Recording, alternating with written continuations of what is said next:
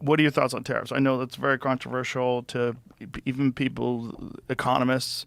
They disagree. Some agree. Some think it's a good idea. Some think it's a terrible idea. What do you think?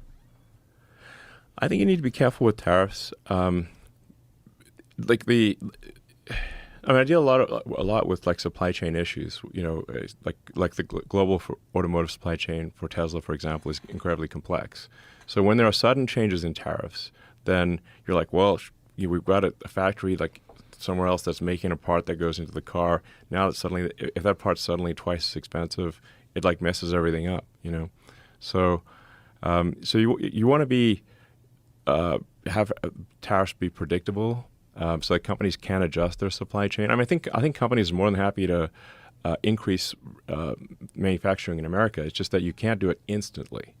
So if you put up giant tariffs immediately and don't give companies a chance to build factories in America, because you got to move atoms. Like you've got to build a building, you've got to install equipment, you've got to train people.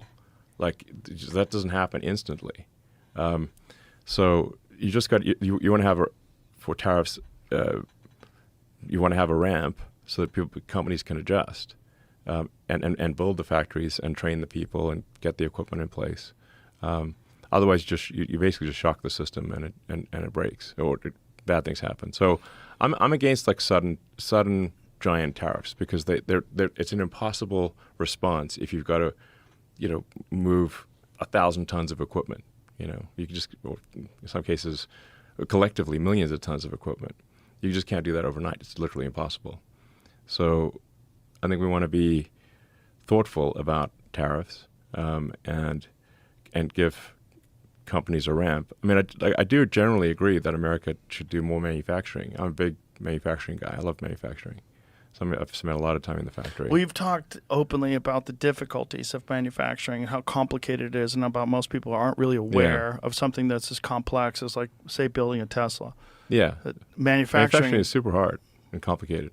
So, like a lot of people they've never been in a factory, or they don't know how difficult it is to make things. And they, for a lot of people, I think just ketchup comes from the store. Like the store, Right. just has this is like people, like for a lot of people who've been in academia or, for all these like sort of socialist communist types, like they've never actually made anything. So they're operating on the premise that there's this magical horn of plenty that just outputs goods and services. And if someone's got more goods and services than someone else, it's because they took more from this magical horn of plenty. And I'm like, guys, there's no magical horn of plenty. There's no cornucopia. It's actually goods and services come from people working collectively, doing a lot of hard work to produce the goods and services that you like, and that you need. But we've become very accustomed to these things happening overseas. I mean, America is still the second biggest manufacturer in the world, so it's not. I mean, we still make a lot of stuff, but we could make more. We probably should make more. I think we should value manufacturing a lot more in the United States than we currently do. Well, it'd be very nice if we were completely self-sufficient. Like medicine, like there's a bunch of different things that get manufactured overseas. It was a huge problem during COVID because all the shipping was shut down. Yeah, I mean, you don't want to say like, so there's a lot of merit to the economics of comparative advantage. Like so if you're completely self-sufficient, what that means is that you make all the stuff yourself, and even if some other country is really good at making something, you still make it yourself, and which means you're going to have the inferior, more costly product domestically. Right. Like Soviet Russia. Yeah. Trade improves prosperity. This is important. So you don't actually want to make everything yourself. And you can run this, like you can think of this thought experiment on a sort of a micro scale or small scale, and then expand that and say at what point does the thought experiment no longer prove to be valid? Now let's consider the case of you as an individual. Imagine you had to do everything yourself. You had to farm, you had to grow chickens, if you want eggs, you've got to build your own house, you've got to do your own electrical repair, your own plumbing, everything yourself, everything. Now that would be impossible. Okay, now let's expand it to, okay, there's 10 people. Now you're going to have some some specialization of tasks. Okay, well, maybe one person can be really good at, construction, another person can be good at farming. It's like, but it's still, 10 people is not enough. So like, let's go to 100 people. Now let's go to 100 million people. Now let's go to 1 billion people.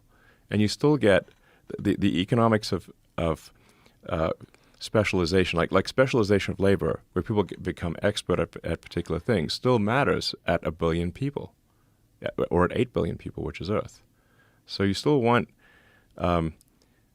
you do want specialization of labor. You do want countries to be really good at a particular thing and make that thing.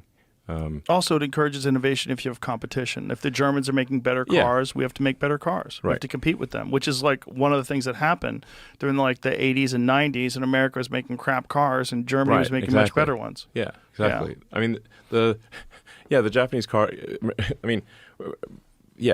basically the American car industry got really lazy in the 70s and 80s, and then the Japanese and German car companies came in and just cleaned the clock,